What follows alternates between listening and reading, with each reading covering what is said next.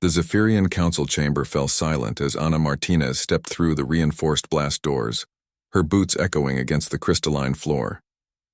The towering aliens, each standing nearly 3 meters tall with their chitinous exoskeletons, gleaming under the chamber's harsh lights, regarded her with what she could only interpret as amusement. "So," rumbled Counselor Vextar, his mandibles clicking in the Zephyrian equivalent of laughter, "the humans send us a single warrior. No plasma rifles, no energy shields, no powered armor." His 4 eyes focused on Anna's simple combat fatigues. "Tell me, little human, where are your weapons?" Anna flexed her fingers, feeling the familiar tension in her knuckles. "Right here," she said quietly. The council erupted in what sounded like a mixture of chittering and grinding metal. Helen Core, the only human diplomat present, shifted uncomfortably in his observer's seat. He'd tried to warn them about Anna, but the Zephyrians had dismissed his concerns. To them, humans were soft, weak creatures who relied entirely on technology to survive. The upcoming trial by combat was meant to be a formality, a quick demonstration of Zephyrian superiority before the trade negotiations began. "Very well," Vextar announced, his amusement evident. "The trial shall commence. Our champion, Crixmol the Render, will face this hand warrior." The arena doors opened with a grinding screech, and Anna's opponent emerged. Crixmol stood 4 meters tall, his exoskeleton scarred from countless battles. Razor-sharp claws extended from each of his 6 limbs, and bony spikes protruded from his shoulders and back. His reputation preceded him. He had never lost a combat trial, having literally torn apart representatives from a dozen different species. Anna walked to the center of the arena, ignoring the jeers and clicking sounds from the spectator galleries. She rolled her shoulders, loosened her neck, and took a deep breath. The familiar calm descended over her, the same feeling she'd experienced in the underground fighting rings of Neo-Singapore, in the military academies of Europa Station, and in the countless training sessions that had shaped her into something the galaxy had never seen before. "Begin!" Vextar's voice boomed across the arena. Crixmol charged immediately, his massive form creating small tremors in the floor. His claws whistled through the air where Anna had been standing a fraction of a second earlier.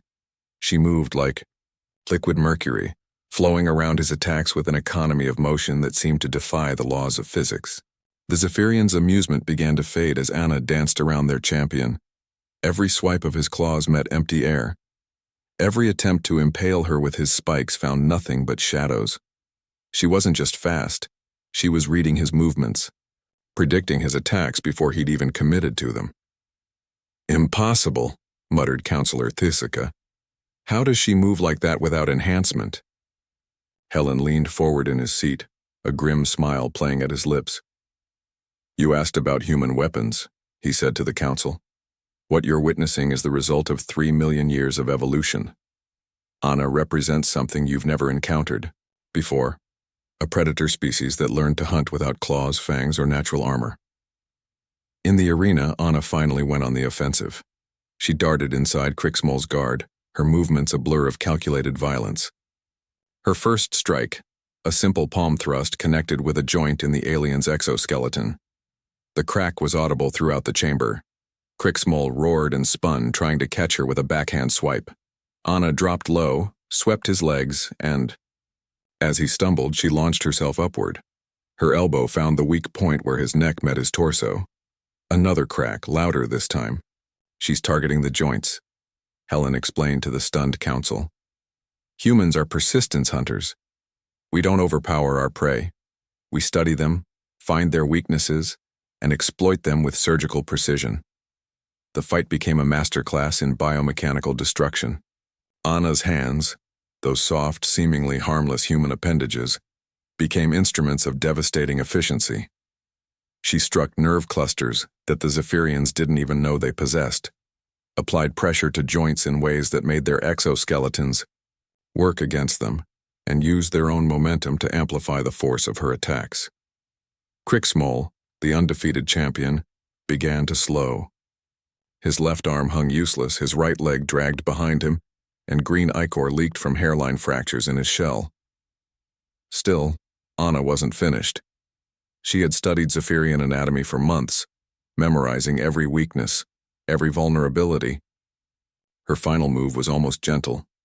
She stepped inside his weakened guard, placed one hand on his chest plate and the other on his back, and simply squeezed.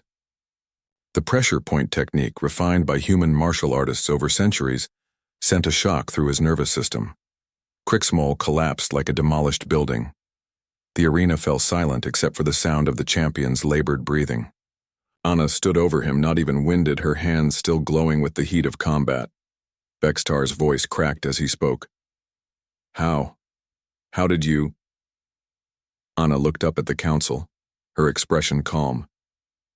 You asked where my weapons were.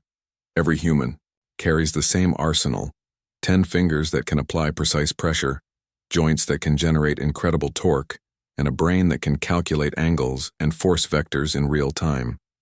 We spent millions of years learning to kill with our bare hands. We're very good at it. She walked toward the exit, then paused. Oh, and Counselor Vextar? I wasn't even trying that hard. I'm actually a diplomat.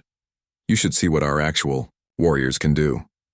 As the blast doors closed behind her, Helen stood to address the shell-shocked council. Now then, shall we discuss those trade agreements? The Zephyrian Council unanimously agreed to every human proposal that day. Word spread quickly throughout the galaxy. When dealing with humans, always remember that they are the weapons,